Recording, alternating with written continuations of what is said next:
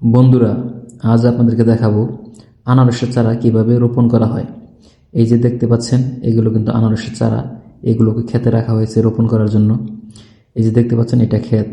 এই ক্ষেতটাকে কিন্তু খুব সুন্দরভাবে প্রস্তুত করা হয়েছে আনারসের চারাগুলো লাগানোর জন্য।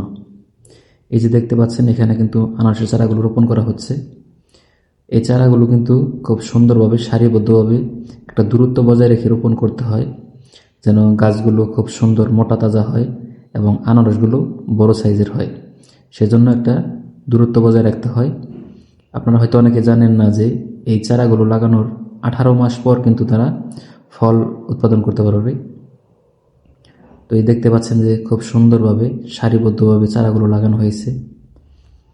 একটু খেয়াল করে দেখুন, এই যে পুরা ক্ষেতটাই কিন্তু দেখানো হচ্ছে যে কিভাবে চারাগুলো সুন্দরভাবে লাগানো হয়েছে। যে দেখতে পাচ্ছেন বন্ধুরা, যে পুরো আনারস ক্ষেতটা কিন্তু দেখানো হচ্ছে। আপনারা দেখুন কত সুন্দরভাবে যত্ন নিয়ে কিন্তু বাগানটাকে তৈরি করা হচ্ছে। এরপর প্রশ্ন হলো যে আসলে চারাগুলো লাগানো হচ্ছে, চারাগুলো আসে কোথা থেকে।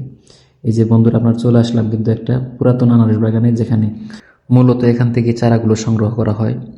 এই যে আপনারা দেখতে পাচ্ছেন যে এখান থেকে আমি আপনাদেরকে দেখাচ্ছি যে কিভাবে চারাগুলো সংগ্রহ করতে হয়। এই যে দেখতে পাচ্ছেন, এখানে কিন্তু এই যে এটা কিন্তু আনারসের চারা দেখতে পাচ্ছেন। এই যে এখানে যে দেখতে পাচ্ছেন যে এখান থেকে কিন্তু ওই আনারস কেটে ফেলা হয়েছে। তো আনারস কাটার পর আনারসের যে এটা থাকে, এখান থেকে কিন্তু নিচে চারা হয়। এই চারাগুলো কিন্তু সংগ্রহ করে নতুন ক্ষেতে লাগানো হয়।